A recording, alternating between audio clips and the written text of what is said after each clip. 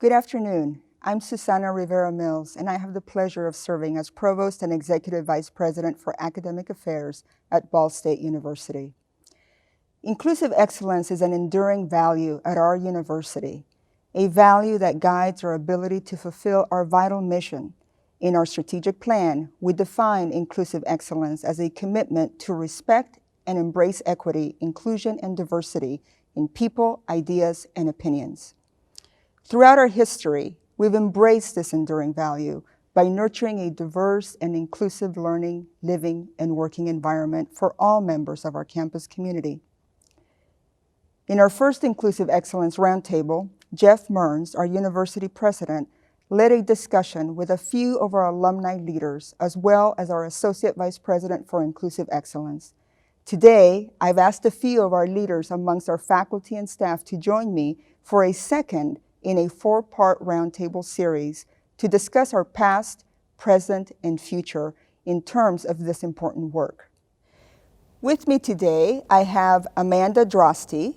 She is an Upper Division Advising Center Coordinator and primarily works with a team of advisors focused within the College of Fine Arts and College of Communication, Information, and Media. Amanda enjoys working with students and their families to promote their personal, professional, and academic successes, and is particularly passionate about supporting the development of women in leadership positions. I also have Dr. Serena Salom, who is an associate professor in educational leadership. She brings with her experiences as an elementary teacher in Texas, California, and Illinois prior to completing her doctoral work and then coming to Ball State. A past winner of the Rawlings Distance Education Award, her research focuses on social capital, urban schools, and language arts and student achievement. Dr. Janelle Fowler joins us. She is an associate professor of social work. She's currently engaged in research that is exploring implicit bias and general levels of acceptance of diversity within our social work department. Additionally, she's part of a research team that is developing a comprehensive quantitative and qualitative approach to exploring implicit bias and acceptance of diversity within the department. And last but not least, we have Dr. Paige Turner, who is the Dean of the College of Communication, Information, and Media. Along with extensive research and service to the Organization for the Study of Language and Gender, Dean Turner helped lead the discussion and revision of our policy on freedom of speech on campus and has been active in developing our Intergroup Dialogues program. Thank you all so much for joining me here today. So I'd like to begin with you, Dean Turner. You've been all around the Midwest, earning your master's and doctorate degrees at Purdue, and then working your way up at St. Louis University and Webster University in Missouri. What was your main deciding factor to come here to Ball State in April of 2018? So I wanted to find a place that had the values that I had. And I was interviewing, and during an interview, you always want to impress everyone with what you want to have happen. And I would say, we should have immersive learning. And people would say, we've had that for decades. I said, we should care about inclusion. And they said, we have been doing that work and made it part of our strategic plan. It seemed like every time I said we should, Ball State University said we are. And I knew that this was a place that matched my values. And I came to realize that I wanted to be part of a place that was doing the things I already valued. And I also wanted to make sure people knew that we were doing these things. We are Hoosier humble. And I think Ball State University needs to be Hoosier proud. And I wanted to be part of that. That is wonderful to hear, and I think you're so right. We have so much to be proud of, for sure. Amanda, let me continue with you. You've had several stops in your career, but you seem to have found a home at Ball State. How did you get here, and how did you discover your passion for academic advising? Thank you for that question, and thank you for allowing us all to be here today. It's really an honor to share this time with you and our other esteemed faculty members. I have long been a trailing spouse, as my spouse is in the School of Music here at Ball State. but I've always had such a passion for student learning and student success. I joke that I went to college and never left campus because I truly found my home there. Along the way, I've had stops in residence life and academic affairs, orientation, but always came back to working in advising, whether it was with first-year students, other students that were at risk, or now with upper division advising students. It allows me to have the opportunity to be a part of their entire collegiate experience. It's not just about, here are the classes you need to take, but this is how you become involved in the life of our institution, as well as the life of our community that we're in, helping them to build themselves into the humans that they are going to be someday. And it's an incredibly rewarding opportunity and such an honor to have such a small part of their lives. Dr. Fowler, you received your Doctor of Philosophy from Arizona State University, the sunny state of Arizona. So what led you from there to Ball State? Well, just the opportunity to teach at a university like this, I feel like it's the perfect size. And the relationship that we have with our students in the social work department, I feel like is pretty unique, at least from my experience coming from larger institutions. We have several hundred students, but we know who they are, we know their names, and they know us. And the feeling there is a good feeling. And it's something that, to me, the research is important, but when I come to a university, I also want to be very involved in the teaching, and I want that's what gives this kind of position value to me. Yeah, and I appreciate that so much. You know, we like to say that we are large enough that our students can actually have diverse experiences, but still small enough to feel intimate and connected. So I certainly appreciate Absolutely. that. And Dr. Salom, you've taught in elementary schools in Los Angeles, in Chicago. This allowed you to see all sorts of educational policies in action. Undoubtedly, some worked well, some maybe did not work as well. Why was it important for you to come to Ball State and make an impact on doctoral students who will be guiding and shaping these educational policies in the future, particularly as they pertain to inclusive excellence? Thank you for that question. So I started my career as a teacher, as you referenced in the question, and it was really clear to me in those initial years that it was so important to create productive environments for my elementary students. And I think if you look broadly, it's not hard to find pockets of success with teachers and students, but it's difficult to find success at scale unless you have an excellent leader in place. And one of the really wonderful things about Ball State, we have about a third of sitting superintendents in this state have our degree.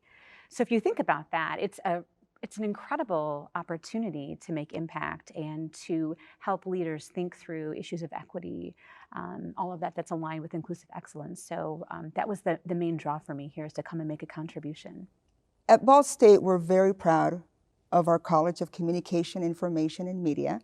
And when it comes to communication specifically, I know you're very passionate about ensuring that members of our community, both at the university and within the media, have those effective communication skills to better engage in conversations about inclusive excellence.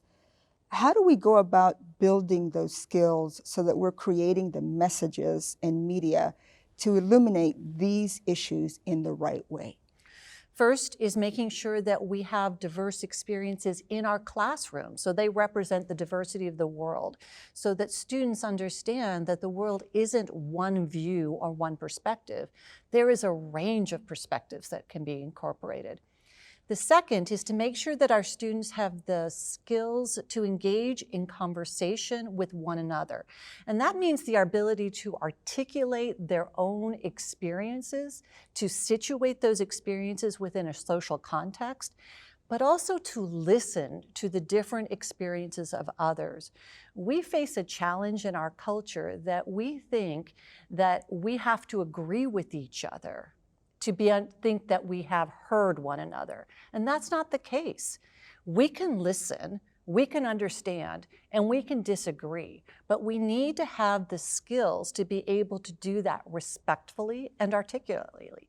The third is we need to have the skills to evaluate the reliability of the messages our media are putting forth. Amanda, as a professional academic advisor, you encounter diverse students day to day, and you interact with them. We've talked about the systemic messaging, but you are with them on a personal level. When you or your staff are working with a first-generation college student, are there any special considerations to keep in mind for that student in order to support their educational goals? Absolutely, there are special considerations. One of the things that is so important to me as an advisor and as someone who is guiding advisors across our institution is stressing the importance of relationship building and working to make those connections with their students, their first-year students particularly, because this is a population of students that don't always have the language necessary to navigate this institution or any institution and navigate it effectively. You have been serving on the College of Health Diversity Committee, and together you established some very specific goals and action steps. But you had mentioned that the Black Lives Matter movement last year really accelerated a general sense of vulnerability and a willingness to have more meaningful conversations about diversity, and in turn about inclusive excellence. What specifically did you see change over the past year in this regard, and how has that helped focus the efforts of your diversity committee? So like Amanda said, with faculty and staff being vulnerable with students, we've definitely found that that is something at times necessary, but can be very difficult to do. In my department, we have a level system for students of concern. So students who, not just disciplinary matters, but maybe they've started to turn in assignments late, or they've started to miss a few assignments, or they've just stopped coming to class and no one's really sure why. So we have a system where we will call those students in at some point and ask, hey, what's going on, and see if we can help work with them. And what we've noticed over the years is that the students who are called up for a level of concern for starting to miss assignments or not coming to class anymore, they're disproportionately some of our students of color. And we felt like this is a failure on our part because we're not sure why this is happening, and we're not sure why these students aren't communicating to us what their needs are and what's going on with them. And then, when we finally call them in, talk to them, we may find out that there's all this stuff going on in their life or different things that they hadn't communicated to us. So at the time I was teaching an online class, and there were several students who were turning things in late, and some were students of color. And I reached out and I asked the question, I asked, how are you experiencing, the protest right now? Are you okay? How are you feeling? We want to do better. I want to do better. And the responses I got were just amazing, because I guess sometimes we don't really know if you don't ask the question. And I'd wondered, should I ask this question? Is this too probing? And that sort of uncertainty I'm learning wasn't helpful. So I began some dialogue with the students, and they told me some of their experiences and some of their challenges in being at university as a student of color. And one of the things, maybe that didn't come directly from those conversations, but came at the same time, was that we have a Student of Social Work Association in our department.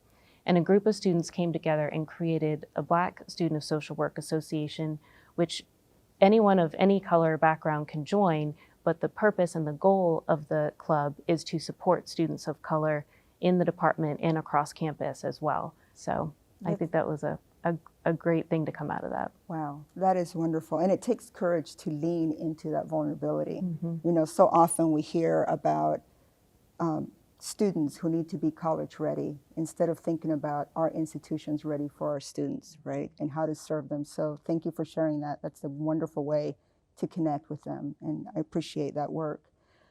Serena, you have also been involved in some activities to advance inclusive excellence initiatives on campus. How have the university inclusive excellence initiatives helped you get a better grasp, not only on recruiting more diverse students, but also connecting with minority students to better understand their specific experience? Yeah, thank you for that question. One of the primary programs that's helped me was actually Diversity Associates, which we had the opportunity to work on a project. So it was sort of serendipitous because I had stepped into the advising role as I was part of the Diversity Associates program. So I decided for my particular project to really examine our student pipeline. So getting a better handle on who is in our program, how are we doing with them, who graduates, what do those numbers look like, and who are the folks that are finishing up. And that was really helpful, but it was also quite incomplete. So the next phase of the work has really been more qualitative in nature and working with students to interview them to hear more of their personal history and then also their experience at Ball State. I think the other thing that's been interesting with the recruitment retention piece is really thinking, again, with institutional excellence at the core, is thinking about what are those barriers to things like admission. So one of the things that we've done recently is rethink our what's required for admission. So we have moved away from traditional metrics like the GRE and moved more into thinking about letters of recommendation and potential for leadership and the like. So I think that's been really helpful in terms of diversifying our candidates and making sure we have representation from folks that are working all across the state. That's great. That is really good to hear. Janelle, I want to come back to you, continuing on this theme of our work around diversity. Dr. Kathy Ober is a nationally recognized expert when it comes to helping organizations create more inclusive environments. I know you and your department have found great value in her work. How are you hoping to incorporate her system to give the faculty in your department the skill sets that they need to have difficult conversations about race and inclusivity in their classroom? Mm-hmm.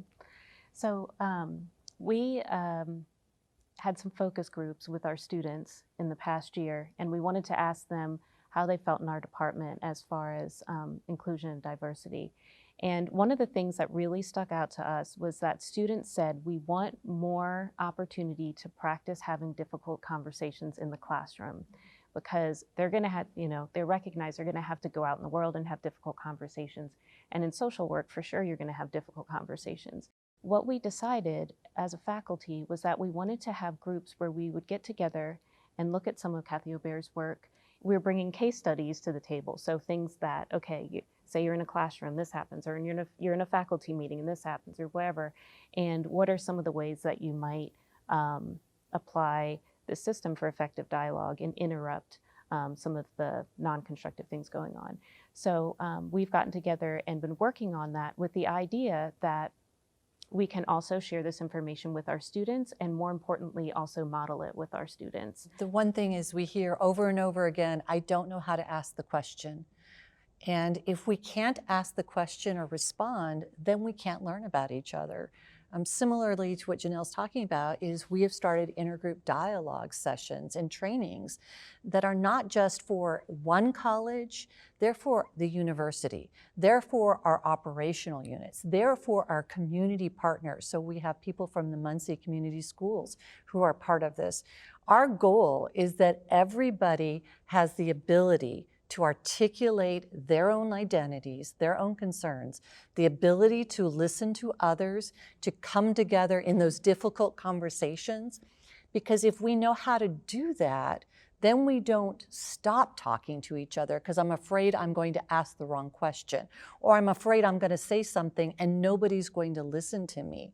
We are excited because we hope to see that reverberate throughout not just one college, not just Ball State University, not just Muncie or Indiana, but as our students and our faculty and our staff go out to the rest of the world, that we become a model of how to do that. And it's exciting to hear that that's happening everywhere else and that people want to do and have those conversations. I like that. And I'm going to ask you to elaborate on some of the actions that you're taking in your position. Yes. I know that you like to say that diversity is your first thought and inclusion is your second thought and first action. So can you share with us a little bit about what is the origin of that phrase for you and how have you seen it applied in your role as dean? I am not sure what the origin is. I think it actually came in a very thoughtful moment as I was applying for a job, particularly Ball State University, and asked to reflect on that. And when I think about diversity, it's often, do we have something or someone of difference, right? And when I think about inclusion, it's more how are we valuing that difference? And so I want us to not just think about, do we have differences, but what are the actions we're doing to value those differences, to see what it is that happens and what we bring. So for example, intergroup dialogue, saying that we value your different perspective and opinion, and we're going to make sure that there is a space for you to be able to communicate that information. Also through our Inclusive Excellence Toolbox that we're putting into our classrooms that give specific example of different voices that are specific to our discipline and communication. And Amanda, we're going to wrap this round up with you. I know you also work with Ball State's international students. What specifically have you taken away from those interactions as it pertains to the ideals of inclusive excellence? Absolutely. You know, when we work with our international students, there's just so much to learn from them, right? We have these beautiful opportunities to learn about another culture as we are teaching them about ours and teaching them how to be connected. In the College of Communication, Information, and Media, we have this lovely program where we partner with universities in China to bring in complete cohorts of students that are pursuing our journalism and telecommunications news programs. And what we found is that these students have a wonderful experience, but tend to move through the program as a cohort. They're taking, even when they may start at a little bit of different times, they're taking the same classes. They're having the same experiences. They are staying within their comfortable social network. And I've been exceptionally proud of the work that the advisors in that area and then the faculty members of those areas work so diligently to connect those students to different opportunities so that they can be learning more about how we do things here because they already come with such a great skill set from their previous education. But what I've most appreciated is that many of our faculty members are looking for ways to also teach our domestic students to take these different opportunities to learn from our partners in these institutions. And that has been something that's been really special to see, that they're very proactive there. So I want to move on to our final set of questions, and I'm going to start with you, Serena. 2020 was just a hard year all around, and I know there are many people that would love to skip it, but you know, whether it was the global pandemic, moments of great civil unrest, a contentious and divisive presidential and political climate, and everything else in between. But you think that this moment in time actually is an opportunity for us to surge forward, particularly when it comes to inclusive excellence. Why do you think that?